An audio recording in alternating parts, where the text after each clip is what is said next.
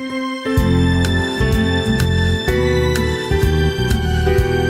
같이 제가 한 절 읽고 여러분만 한 절 읽으시고 교독하고 마지막 절 같이 보겠습니다.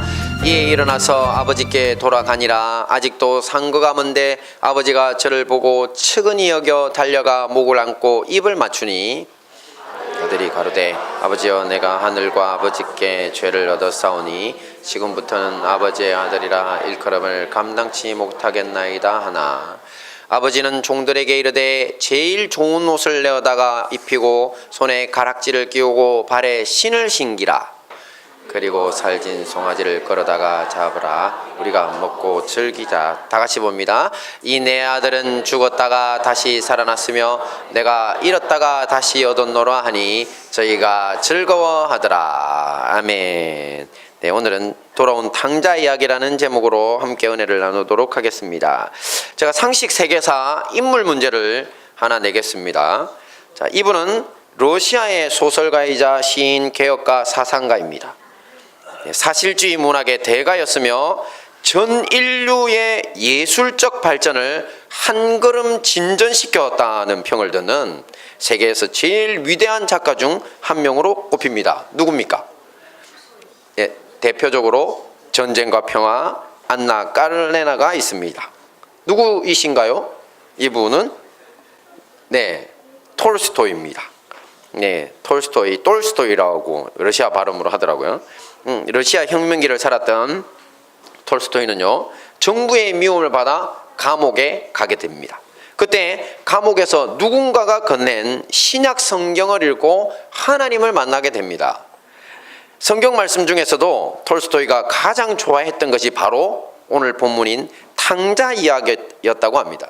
그는 이 이야기 속에서 하나님의 크신 사랑을 경험하고 그리스도인이 된 것입니다. 이후 그의 작품 세계의 저변에는 이 탕자 이야기의 정신이 흐르고 있다는 평을 받고 있습니다. 자, 지금부터 세계적인 대문호를 감동시킨 그리고 하나님의 사람으로 만들었던 탕자 이야기 속 교훈들을 찾아보고 우리도 함께 감동을 나누는 시간을 갖도록 하겠습니다. 함께 봅니다. 시작. 집 나간 탕자, 기다리시는 아버지. 네, 오늘 본문의 주인공인 탕자는 부잣집의 둘째 아들이었습니다. 어느 날 아버지에게 유산을 달라고 합니다. 당시 유대인들의 관습은요, 아버지가 돌아가시고 나서야 유산을 받을 수 있었다고 합니다. 설령 살아계시는 동안 받는다고 해도 명의만 자신의 것일 뿐 아버지가 돌아가시기 전에는 그것을 나눠 자신의 소유로 하는 법이 거의 없었다는 것입니다. 그럼에도 탕자는 그 유산을 받자마자 재산을 정리해서 아주 먼 나라로 떠나갑니다. 그리고는 성경의 표현으로 허랑방탕하게 살면서 그 재산을 몽땅 다 잃고 맙니다. 그런데 엎친 데 덮친 격으로 모든 것을 다 잃고 거지처럼 된 상황에서 그 나라에 크게 흉년이 들게 됩니다. 그래서 탕자는 할 수 없이 그 지방의 주민 중 한 사람에게 부탁하여 일을 구하게 되고요, 또 들로 보내져서 유대인들이 가장 부정하게 여기는 짐승인 돼지를 치는 일을 하게 됩니다. 탕자는 너무 배가 고파서 돼지가 먹는 쥐염 열매라도 좀 먹고 배를 채우고 싶었지만 흉년이라서 그런지 그에게 그것조차 먹으라고 주는 사람이 없었습니다. 그러니 굶어 죽을 지경이었습니다. 쥐염나무 열매는 주로 동물이 먹는 사료로 사용되었지만 가난한 사람들이 정말 먹을 것이 없을 때 마지막으로 먹는 식량이라고 합니다. 사람들이 먹기보다는 동물의 식량입니다. 사료입니다. 참고 사진과 같이 생겼더라고요. 자, 이 비유 속의 아버지는 하나님 아버지를 상징하고요, 또 둘째 아들 탕자는 하나님 아버지를 떠나 자기 마음대로 죄를 지으면서 살아가고 있는 우리 인생들을 상징하고 있습니다. 특별히 당시 유대 사회에서는 로마의 앞잡이로 백성들을 수탈하던 세리와 또 몸을 팔아 생계를 이어가는 창녀 등 온갖 죄로 부정한 삶을 살던 사람들이 있었습니다.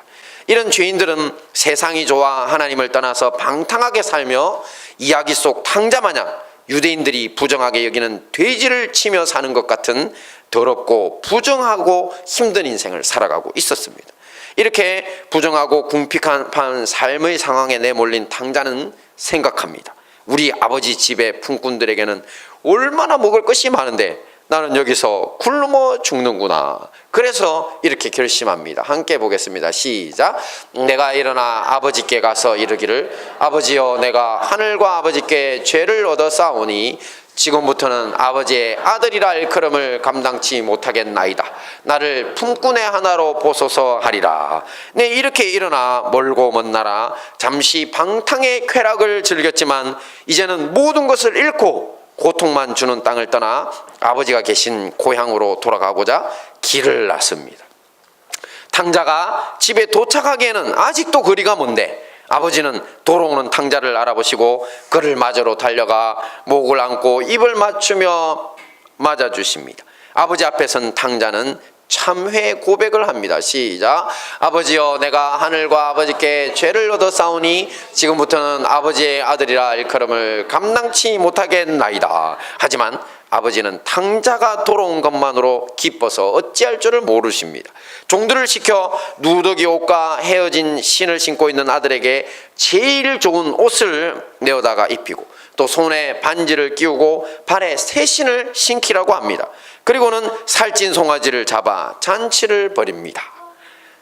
네, 예전에 청소년기에 가출하여 20년이 넘게 집을 나가 살다가 오늘 이야기 속 탕자처럼 삶이 너무 힘들어 부모님 계신 고향 땅으로 돌아온 한 여성의 이야기를 들은 적이 있습니다.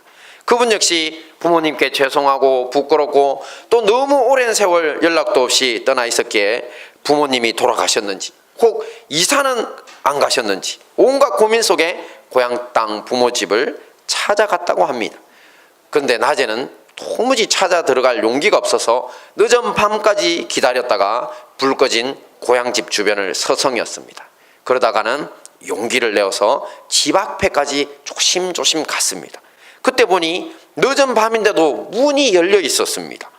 그래서 조심스럽게 문 안으로 들어가면서 엄마, 아빠 하고 남들이 들을 수 없는 작은 소리로 조용히 불러보았습니다. 아니 그랬더니 당장 부모님 방에서 소란스럽게 불이 켜지더니 두 분이 맨발로 달려나와서 자신을 을싸안고 울며 맞아주시더라는 것입니다.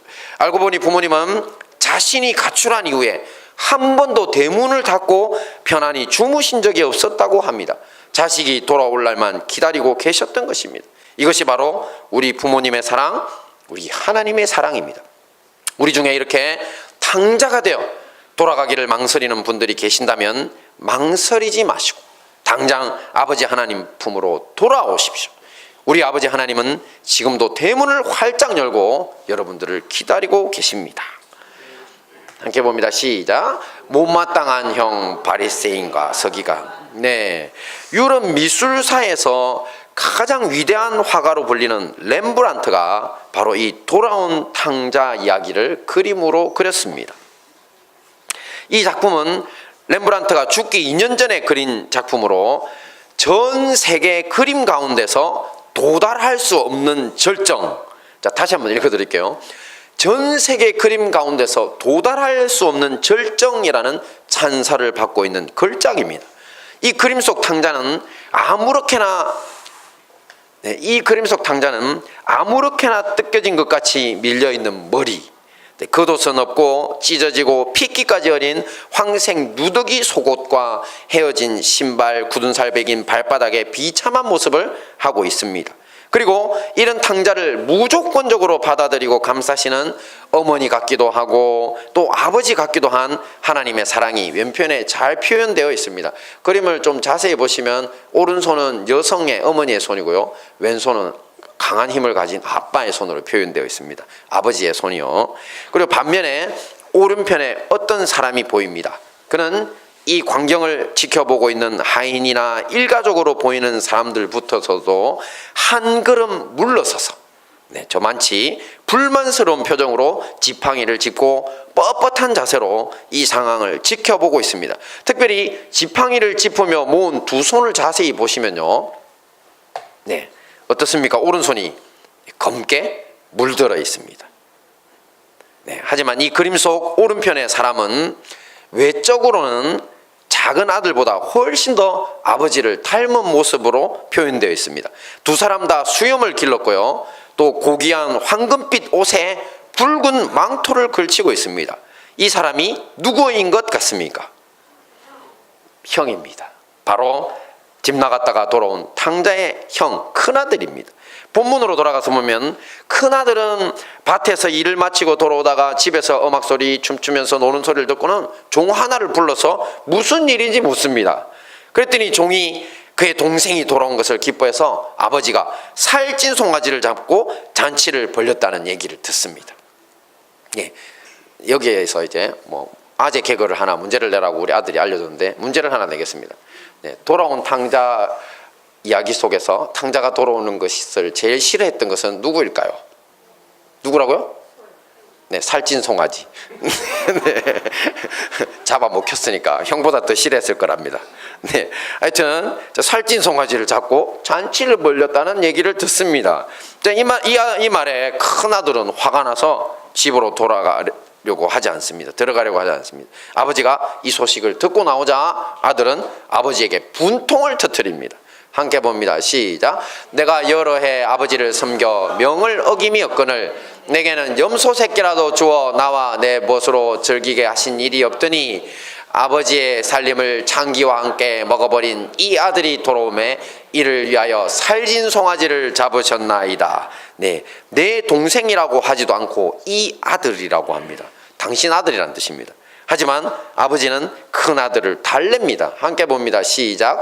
예, 너는 항상 나와 함께 있으니 내 것이다 내 것이로되 이 내 동생은 죽었다가 살았으며 내가 잃었다가 얻었기로 우리가 즐거워하고 기뻐하는 것이 마땅하다 하니라. 네, 앞에서 탕자는 그 시대의 세리와 창기 등 죄인들을 상징한다고 했습니다. 반면에 큰아들은 그 당시 종교 지도자들인 바리새인과 서기관들을 상징합니다. 렘브란트의 그림 속에서 보신 것처럼 큰아들은 외적으로는 아버지를 훨씬 더 닮은 모습으로 묘사되고 있습니다. 바리새인과 서기관들도 아마 남들이 보기엔 하나님처럼 거룩하고 고귀해 보였을 것입니다. 하지만 렘브란트의 그림 속에 표현된 것처럼 한 걸음 뒤로 물러나 뻣뻣하고 화난 것 같은 표정, 거기에다가 어떤 손이라고요? 검게 물든 오른손이 보여주듯이 그의 내면은 하나님과 전혀 닮지 않은 어둠이 깃들어 있습니다. 네, 용서도 없고 사랑도 없는 것입니다. 헨리 나우엔이라는 분이 계십니다. 이분은 로만 카톨릭 사제였고 또 미국 예일대학교에서 신학과 심리학을 전공해서 예일대 하버드대에서 심리학 교수까지 지냈던 분입니다. 이분이 하버드 교수로 재직하고 있던 어느 날 러시아의 에르미타주 박물관에서 이 렘브란트의 돌아온 탕자 앞에 서게 됩니다. 그리고 이 그림이 그의 인생 황로를 바꿔놓게 됩니다. 헨리 나우엔은 당시 이 작품의 장엄한 아름다움에 압도되어서 온종일 그 앞을 떠나지 못했다고 합니다. 그러면서 다음과 같은 묵상을 합니다. 제가 들려드리겠습니다. 나 자신은 매우 책임감이 강하고 전통적이며 가정중심적인 사람이었다. 나는 어쩌면 그 모든 것과 함께 둘째 아들만큼이나 탕자로 살아왔을 수도 있다는 생각이 들었다. 그리고 나의 질투심, 나의 분노, 나의 성급함과 완고함, 또 무뚝뚝함, 그리고 무엇보다도 은연중에 스스로 의롭다고 여기는 나의 독선을 보았다. 나는 분명 큰 아들이었다. 나는 아버지의 농장에서 아주 열심히 일해왔지만 집에 거하는 그 기쁨을 전혀 맛보지 못했다. 내가 누렸던 그 모든 특권들을 감사하기보다는 오히려 불평불만의 사람이 되어버렸다. 자기 자신이 이 그림 속 탕자요 또 큰 아들이었다는 것을 깨달은 것입니다. 세월이 지난 후 당시를 회상하며 헨리 나우엔은 이 렘브란트의 돌아온 탕자에 대해 그 그림은 내가 하나님 나라에 들어갈 수 있는 신비의 창이 되었다고 고백했습니다. 이 엄청난 충격 앞에 헨리 나우엔은요 교수직을 사임하고 캐나다 토론토의 데이브레이크 공동체로 들어갑니다. 네, 그곳에서 평생을 발달 장애인들을 섬기며 작은 예수로서의 아름다운 생을 살다가 가셨습니다. 이처럼 먼저 된 자로서 우리 기존의 성도님들은 자신을 돌아봐야 합니다. 내가 혹시 탕자인지, 혹 큰 아들인지, 아니면 헨리 나우엔이 자신을 묵상한 것처럼 모두 다인지 자신을 돌아봐야 합니다. 그래야 하나님이 기뻐하시는 생을 살아갈 수 있는 것입니다. 네, 마지막으로 봅니다. 시작. 새로운 삶. 네, 마지막으로 돌아온 탕자는 어떤 삶을 살았을까요? 탕자 이야기는 큰 아들과의 대화에서 끝이 나서 탕자가 어떻게 살았는지에 대해 구체적으로 알 수가 없습니다. 하지만 돌아온 탕자에게 아버지가 주신 3가지 선물이 있었는데요. 기억나십니까? 네, 그 선물 속에서 그의 앞으로의 새로운 삶의 방향성은 알 수가 있습니다. 이것은 탕자였던 우리가 현재에도 또 미래에도 살아가기에 힘써야 할 삶의 모습이기도 합니다. 자, 첫째 뭐였다고요? 가장 좋은 옷. 함께 봅니다. 시작. 오직 주 예수 그리스도로 옷 입고 정욕을 위하여 육신의 일을 도모하지 말라. 그렇습니다. 탕자는 이제 죄로 더럽혀지고 찢어진 세상의 옷을 벗고 그리스도로 옷 입는 삶, 예수님을 닮은 삶을 살 것입니다. 우리도 그러해야 합니다. 두 번째가 뭐였습니까? 반지, 가락지, 반지였죠. 자, 함께 봅니다. 시작. 자기의 인장반지를 빼어 요셉의 손에 끼우고. 네, 이 말씀은 감옥에 갇혀 지내던 요셉을 불러 꿈 해몽으로 이집트의 앞날에 대한 예언과 대처 방안을 들은 파라오가 요셉에게 자신의 반지를 내어주면서 총리로 임명하는 장면입니다. 이 장면에서 보시듯 성경에서 반지는 자격과 권세를 상징합니다. 탕자도 아버지께 반지를 받았습니다. 비록 과거에는 탕자였지만 앞으로는 하나님의 자녀로서의 자격과 권세를 가지고 새로운 신분으로 살아가라는 것입니다. 마지막 선물은 뭐였습니까? 네, 새 신이었습니다. 함께 봅니다. 시작. 평안의 복음을 위한 것으로 신을 신고. 네, 성경 말씀의 신은 예수 그리스도를 통한 인류 구원의 복된 소식, 바로 복음을 전파하기 위한 것입니다. 그러므로 우리는 탕자와 같이 주님을 떠난 인류를 주님께로 돌아오도록 하는 사역을 이 복음에 예비한 신을 신고 계속해 나아가야 할 것입니다. 오늘 탕자를 기다리시는 하나님의 사랑과 함께 이 모든 말씀으로 승리하시는 우리 행복한 다니엘 교회와 형제 교회 성도님들 되시기를 축원합니다. 아멘. 네, 우리 다 같이